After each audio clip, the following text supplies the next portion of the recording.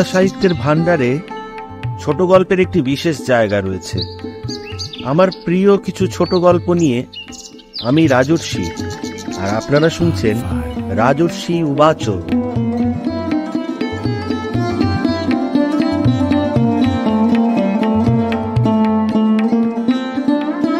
আজকে শোনাবো রাজশেখর বসুর গল্প তিলোত্তমা। সিদ্ধিনাথের নাম আপনারা শুনে থাকবেন। বিদ্যার খ্যাতি আছে, সরকারি কলেজে পড়াতেন, কিন্তু মাথা খারাপ হয়ে যাওয়ায় চাকরি ছেড়ে প্রায় 3 বৎসর নিষ্কর্মা হয়ে বাড়িতে বসেছিলেন। এখন অবশ্য ভালো আছেন, শিবচন্দ্র কলেজে পড়াচ্ছেন। সম্প্রতি কুবুদ্ধির সম্বন্ধে থিসিস লিখে পিএইচডি ডিগ্রি পেয়েছেন। সিদ্ধিনাথের বাল্যবন্ধু উকিল গোপাল মুখুজ্জের বাড়িতে যথারীতি সান্ধ্য আড্ডা বসেছে। উপস্থিত আছেন গোপালবাবু, তাঁর পত্নী নমিতা, নমিতার ছোট বোন সিদ্ধিনাথের ভূতপূর্ব ছাত্রী অসিতা, অসিতার স্বামী রমেশ ডাক্তার, আর সিদ্ধিনাথ। সিদ্ধিনাথের বাড়ি খুব কাছে। তাঁর স্ত্রী নবদুর্গা একটু সেকেলে। এই মেয়ে পুরুষের আড্ডায় তিনি আসেন না। আড্ডারম্ভে গোপালবাবু বললেন, ওহে সিদ্ধিনাথ, তুমি ডক্টরেট পেয়েছো, তাতে আমরা সবাই খুশি হয়েছি। সম্মান তোমার বিদ্যের তুলনায় অবশ্য কিছুই নয়, তবে শোনায় ভালো। ডক্টর সিদ্ধিনাথ ভট্টাচার্য।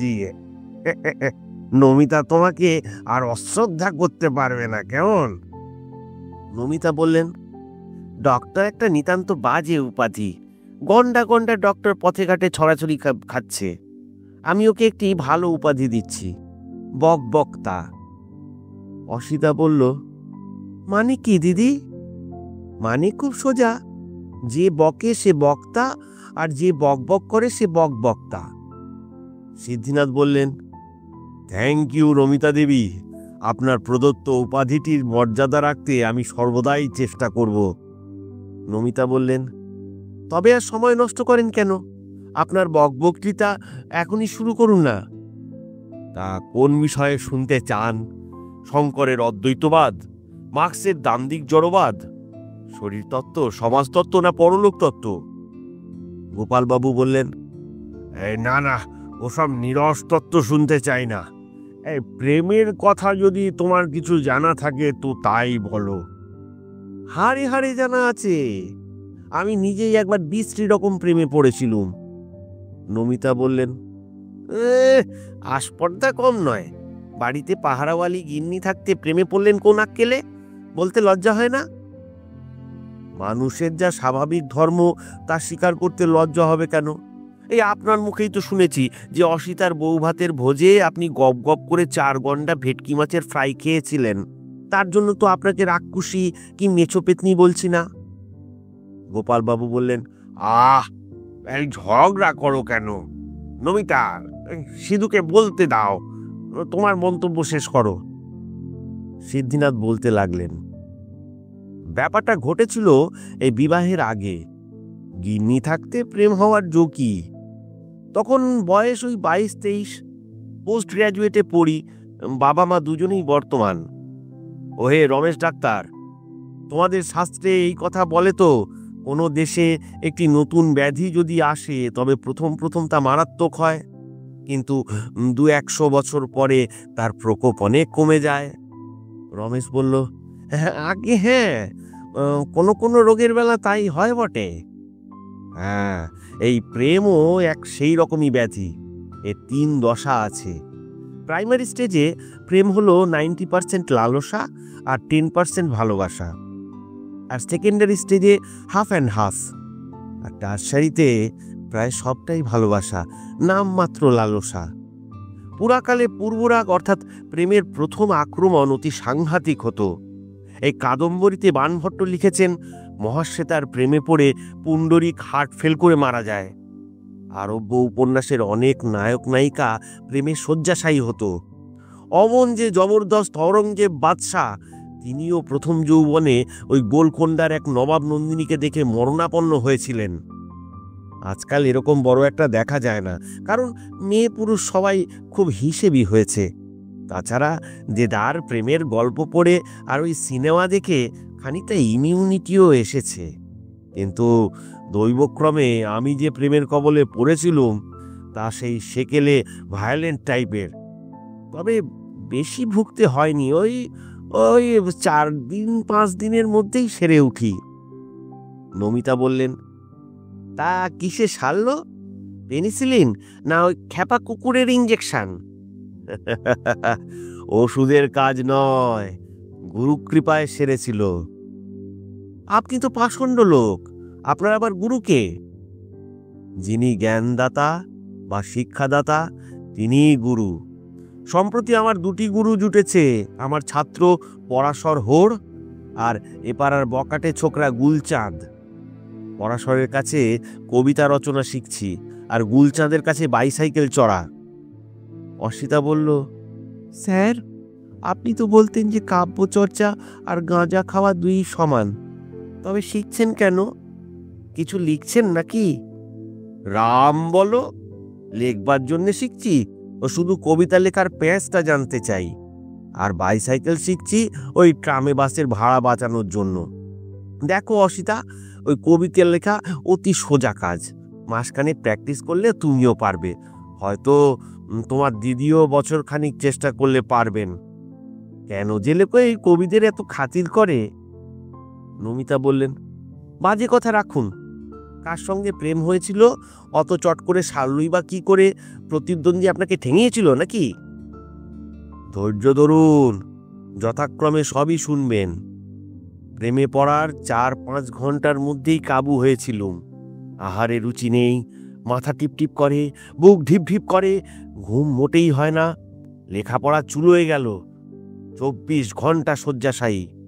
মা বললেন, হ্যাঁ রে সিধু, তোর হয়েছে কি? কপালটা যেন ছ্যাঁক করছে। বাবা ডাক্তার ডাকলেন। নাড়ি, জিভ, বুক, পেট সব দেখে ডাক্তার বললেন, ডেঙ্গু মনে হচ্ছে। ভয়ের কারণ নেই, নড়াচড়া বন্ধ রাখবে আর লিকুইড ডায়েট চলবে। 1 আউন্স ক্যাস্টর অয়েল এখনই খাইয়ে দিন, আর 10 গ্রেইন কুইনিন নেবুর রসে দিয়ে জলে গুলে এবেলা একবার ওবেলা একবার। মুখটা একটু তেতো রাখা দরকার।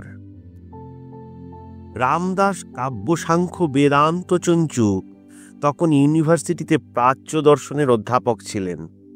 এখন তিনি নাগপুরে আছেন।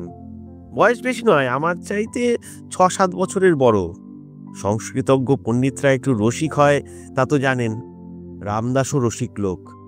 ছাত্রদের সঙ্গে ইয়ার্কি দিতেন, কিন্তু সকলেই তাকে খুব শ্রদ্ধা করত। আমাকে তিনি বিশেষ রকম স্নেহ করতেন, কারণ বিদ্যায় আর রূপে ক্লাসের মধ্যে শ্রেষ্ঠ ছিলুম কিনা। নমিতা বললেন, জন্মস্তক বিদ্যের জাহাজ ছিলেন তা না হয় মানলুম, কিন্তু রূপ আবার কোথায় পেলেন? এই তো গুলিখোরের মতো চেহারা, গরুর মতো ড্যাবড্যাবে চোখ, শুয়োর কুঁচির মতো চুল। সকলেই আপনার মতন অন্ধ নয়, সমজদার রূপদর্শী লোক ঢের আছে। দুদিন আমাকে ক্লাসে দেখতে না পেয়ে চঞ্চু মশাই জিজ্ঞেস করলেন, সিদ্ধিনাথ কামাই করছে কেন? ছাত্ররা বলল, আগে তার ভারী অসুখ। আমার বাবার সঙ্গে তার বাবার বন্ধুত্ব ছিল, সেই সূত্রে চঞ্চু মশাই মাঝে মাঝে আমাদের বাড়িতে আসতেন। অসুখ শুনে আমাকে দেখতে এলেন। নমিতা বললে, বক বক করে শুধু বাজে কথা বলছেন। প্রেমে পড়লেন অথচ প্রেম পাত্রীটির কোনো খবর নেই। তার নাম কি, পরিচয় কি, দেখতে কেমন, সব বৃত্তান্ত খুলে বলুন। আপনার ওই রামদাস চুঞ্চুর কথা শুনতে আমরা চাই না। আহা, ব্যস্ত হবেন না। কি জাতি, কি নাম ধরে, কোথায় বসতি করে, সবই শুনতে পাবেন। মেয়েটি দেখতে কেমন তা জানবার জন্য ছটপট করছেন, তাই তো? আচ্ছা আচ্ছা, এখনই বলে দিচ্ছি। অতি সুশ্রী গৌরী তন্নী, আপনার মতন অমন গোবদা নয়, আর হিংসুটেও নয়। গোপাল কি দেখে যে আপনার প্রেমে মজেছে তা বুঝতেই পারি না। থাক থাক, বোঝবার কোনো দরকার নেই। পরচর্চা না করে নিজের কথা বলুন। হ্যাঁ হ্যাঁ, তাই তো বলছি, শুনুন। চঞ্চু মশাই যখন দেখতে এলেন তখন আমার ঘরে আর কেউ ছিল না।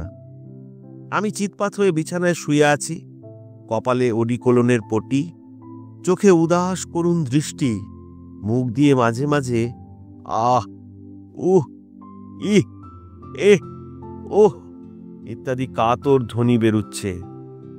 রামদাস প্রশ্ন করলেন, কি হয়েছে সিদ্ধিনাথ? বললুম, কি জানি স্যার, শরীর অত্যন্ত খারাপ, বড় যন্ত্রণা, আমি বোধহয় আর বাঁচবো না। চঞ্চুমশাই আমার নাড়ি দেখলেন, চোখ দেখলেন, বুক আর পিঠে হাত বুললেন, তারপর ঠোঁট কুঁচকে মাথা নেড়ে বললেন, সব লক্ষণই মিলে যাচ্ছে। কিসের লক্ষণ পণ্ডিত মশাই? সাত্ত্বিক বিকারের লক্ষণ প্রকট হয়েছে। স্তম্ভ, সেদ, রোমাঞ্চ, সরভঙ্গ, বিপথু, বৈবর্ণ, অশ্রু, মূর্ছা। সাত্ত্বিক বিকার মানে কি স্যার? মানে মানে তুমি গোরতর প্রেমে পড়েছ। শুধু স্তর পঙ্কে আকণ্ঠ নিমজ্জিত হয়ে হাবুডুবু খাচ্ছ। ঠিক বলেছি কিনা? আমি ঢাকবার চেষ্টা করলুম না, বললুম, আগে ঠিক বলেছেন। বেশ, তো পাত্রীটিকে নাম ধাম বলে ফেলো। যদি অলঙ্ঘনীয় বাধা না থাকে তবে সম্বন্ধের চেষ্টা করব। কোনো আশা নেই স্যার, বৈবাহিক অবৈবাহিক কোনো সম্পর্কই হওয়ার জন্যেই, আমার নাগালের একদম বাইরে। চঞ্চুমশাই বললেন, তা যদি নাগালের বাইরেই হয় এবং কোনো আশা না থাকে, তবে বৃথা তার চিন্তা করছো কেন? মন থেকে একেবারে মুছে ফেলো। চেষ্টা তো করছি, কিন্তু পারছি না যে। আচ্ছা আচ্ছা, তার ব্যবস্থা আমি করছি। আগে তার পরিচয় দাও। আমি সবিস্তারে পরিচয় দিলুম। তাকে সিনেমায় দেখেছি, তিলোত্তমা ছবিতে নায়িকার পার্টে। নমিতা বললেন, আরে রাম রাম, ছি ছি ছি, এত ভনিতার পর সিনেমার অ্যাক্ট্রেস? স্কুলের চ্যাংড়া ছেলেরাই তো সেরকম প্রেমে পড়ে। ডক্টর সিদ্ধিনাথ বকবক্তার নজর অত ছোট তা তো মনে করিনি। উঁচু দরের কিছু আশা করেছিলুম, অন্তত একটি পিস্তলওয়ালা অগ্নিদিদি কিংবা নাটোরের বনলতা সেন। অসিতা বলল, অমন আশা তোমার করাই অন্যায় দিদি, এর তো তখন কম বয়স, ডক্টর বা বকবক্তা কোনো খেতাবই পাননি। সিদ্ধিনাথ বললেন, ছি ছি করবার কোনো কারণ নেই, আমার মনোরথে আকাশের নক্ষত্র জোতা ছিল। তিলোত্তমা ছবিতে সে নায়িকা সাজত, তার নিজের নামও তিলোত্তমা। তার বাপ আর ঠাকুরদা বাঙালি, ঠাকুমা বর্মী, মা অ্যাংলো ইন্ডিয়ান, দিদিমা ইংরেজ আর দাদামশাই পাঞ্জাবি।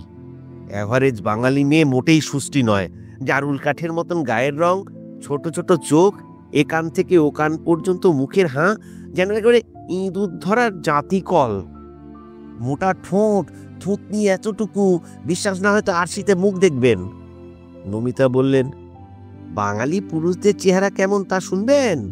জোয়ারে গরম, আবলুস কাঠের মতো রং। সিদ্ধিনাথ হাত নেড়ে বললেন, আহা থামুন থামুন, যা বলবার ওই গোপালকে আড়ালে বলবেন, অন্যের কাছে প্রতিনিন্দা মহাপাপ। যা বলছিলাম শুনুন। তিলোত্তমার দেহে 4 জাতের রক্ত মিশেছিল, সেই জন্যই সে অসাধারণ সুন্দরী। গোড়ালি পর্যন্ত চুল, চাঁপা ফুলের মতো রং। অসিতা বলল, রং কি করে টের পেলেন স্যার? তখন তো টেকনিকালার হয়নি। না, মানে ওই রংটা অনুমান করেছিলুম। লম্বা ছিপছিপে গড়ন, পক্কবিম্বাধরষ্টি, চকিত হরিণ প্রেক্ষণা, পীনস্তনী, নিবিড় নিতম্বা। কালিদাস যাকে বলেছেন এই যুবতী বিষয়ে বিধাতার আদ্যা সৃষ্টি।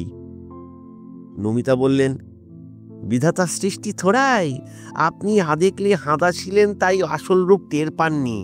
ওই রং, সুরমা, পরচুলো, তুলো আর খড় দিয়ে কি গড়া যায় তার কোনো আইডিয়াই আপনার নেই। রামদাস চঞ্চুও তাই বলেছিলেন বটে। তারপর শুনুন, ওই তিলোত্তমার গলার আওয়াজ এত মিষ্টি যে তা বলবার নয়। কি উপমা খুঁজে পাচ্ছেন না? ও রূপলি কণ্ঠস্বর বলা চলবে? ও হলো ইংরেজির অন্ধ নকল। কণ্ঠস্বর সোনালি রূপলি হয় না। সোনার উপর আওয়াজও ভালো নয়, বরং ওই স্টিলের তারের সঙ্গে তুলনা দেওয়া যেতে পারে। যেমন এই ধরুন বীণার ঝংকার কিংবা ওই দামি ঘড়ির গঙের ডিং ডং। তারপর শুনুন, রামদাস চঞ্চু তিলোত্তমার বিবরণ শুনে প্রশ্ন করলেন, তার সঙ্গে তোমার আলাপ হয়েছে? বললুম, আলাপ কোত্থেকে হবে স্যার? সে থাকে বোম্বাইয়ে। তাকে কোনোদিন সশরীরে দেখিনি। শুধু ওই ছবিতেই তার মূর্তি দেখেছি, ছবিতেই তার কথা আর গান শুনেছি।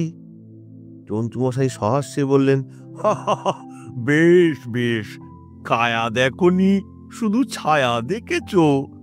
এখন শুয়ে শুয়ে ছায়াও দেখছো না, শুধু মায়া দেখছো।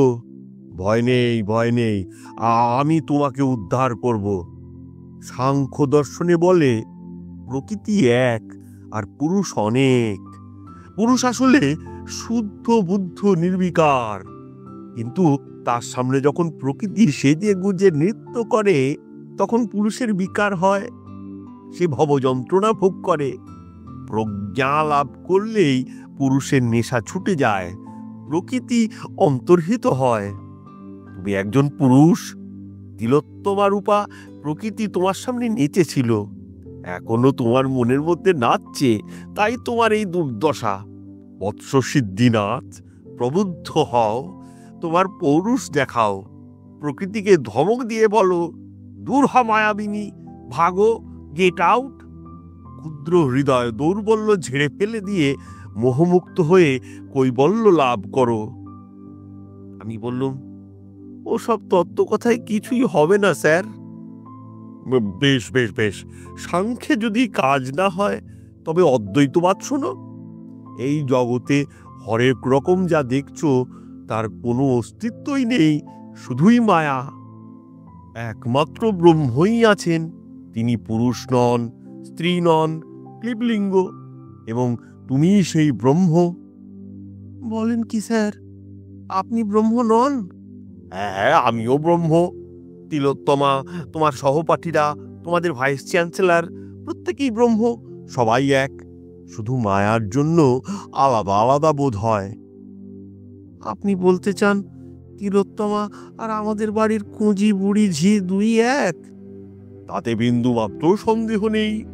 সুন্দর বা কুৎসিত, সাধু বা অসাধু, সবই তুল্যমূল্য। এক পরমাত্মা সর্বভূতে বিরাজমান। বোকা লোক মনে করে একশের তুলোর চাইতে একশের লোহা বেশি ভারী, কিন্তু প্রকৃতপক্ষে দুয়েরই ওজন সমান। মানি না স্যার। আপনি নিচের ওই উঠোনে দাঁড়ান, আমি দোতলা থেকে আপনার মাথায় একশের তুলো ফেলবো, তারপর একশের লোহা ফেলবো। তারপরেও যদি বেঁচে থাকেন তবে আপনার কথা মানব। অট্টহাস্য করে চঞ্চুমশাই বললেন, ওহে সিদ্ধনাথ, গুরুমারা বিদ্যে এখনো তোমার হয়নি, একটু সায়েন্স পড়ো।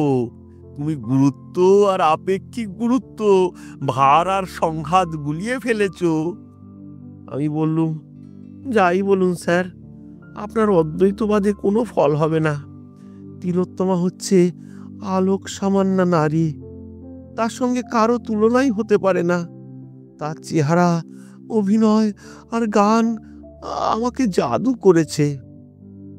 চঞ্চুমশাই বললেন, তবে কাণ্ডজ্ঞান প্রয়োগ করো, যাকে বলে কমন সেন্স। পঙ্খিরাজ ঘোড়া, আকাশ কুসুম, সিংওয়ালা খরগোশ, এসবে বিশ্বাস করো? আগে না, ওসব তো কল্পনা, কিন্তু তিলোত্তমা বাস্তব। একেবারেই ভুল। কবি খুব হাতে রেখেই বলেছেন, অর্ধেক কল্পনা তুমি, অর্ধেক মানবী। তোমার তিলোত্তমা অর্ধেক নয়, 15 আনা কল্পনা। তুমি তার কতটুকু জানো হে ছোকরা?